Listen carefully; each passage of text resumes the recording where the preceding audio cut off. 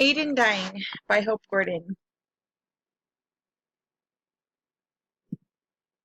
You may be asking yourself, why is receiving Aiden Dying important? For some people, just knowing they have that option helps them fight longer by giving them the comfort of knowing they are able to get access to it when things aren't looking good. For others, it prevents people from committing dangerous suicides like jumping off bridges, hanging, or shooting themselves. This matters because that person passed away without the comfort of their loved ones surrounding them. They may have been scared or lonely. People shouldn't have to go out of this world like that. They should have the option to die peacefully in the comfort of their own home with their friends and family around on their own terms. Having the ability to do this gives some the comfort of knowing their illness won't take everything away from them, and that they still have control over this part of their life.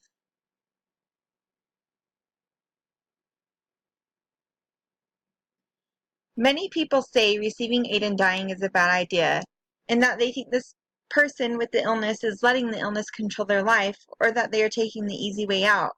What they don't understand is the illness already has complete control over their life by controlling what they can and cannot do.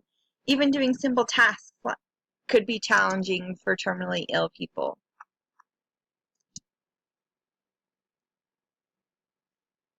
Imagine yourself stuck to a hospital bed while the life is literally draining out of you day by day, and there's nothing you can do about it. As time goes on, the body that once carried you to the bathroom gives out. You now have to have someone take care of your bowel movements and clean you up every day. The body that once threw your kids up in the air and played with them gives out. And now they have to watch that once lively, outgoing person they love so much take a spiral downhill. Who wants to live a life like that? People think they are easily giving up, when in reality, the illness is preventing them from doing the things they desperately want to do. Many terminally ill people live their life in a hospital, or they are taking multiple trips to the hospital to get dialysis, chemotherapy, or whatever else it may be. That being said, they cannot live far away from the hospital.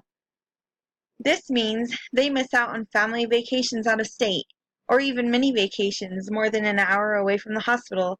They miss out on fun road trips with their friends, river rafting down rivers, hiking, and camping in the canyons.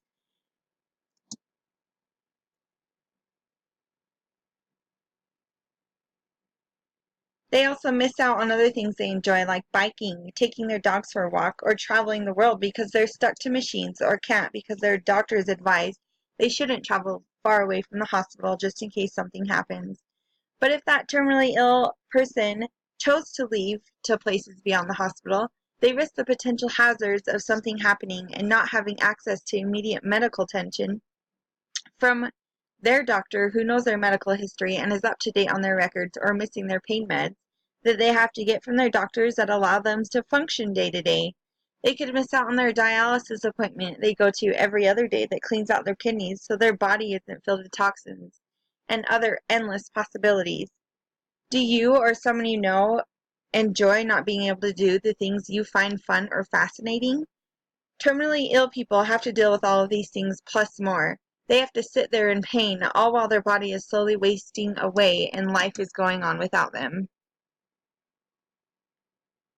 According to the Ipsos graph, 52% of people think it should be legal for a doctor to prescribe life-ending medication, where 32% of people think it should not be legal, and the rest of the 16% of people either don't know or prefer not to say.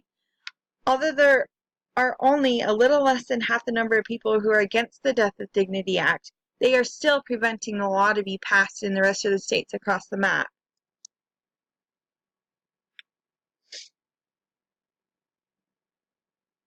There are only 5 states that have a Death with Dignity Act that allow terminally ill people to receive Aiden Dying. Those states include Washington, Oregon, California, Montana, and Vermont. You can make the difference by getting involved. Now, how do you get involved in something like this? You can write letters to Congress talking about why this law should go into effect. If you have personally experienced a situation that involves death with dignity, or know a loved one who has, share your story. You can join movements. You can do this by visiting a website called deathwithdignity.org that provides people the ability to join their movement to help fight for the terminally ill, to get their freedom of choice for the right to die. It also provides people the ability to share their stories about this issue and see where their state currently stands on the issue. You can help make a difference and raise awareness to get the Death with Dignity Act passed in your state and others around the world. Help those who cannot fight for themselves because their illness is preventing them to do so. Help be the voice for the terminally ill who are enduring a hard battle that they may not want to fight anymore.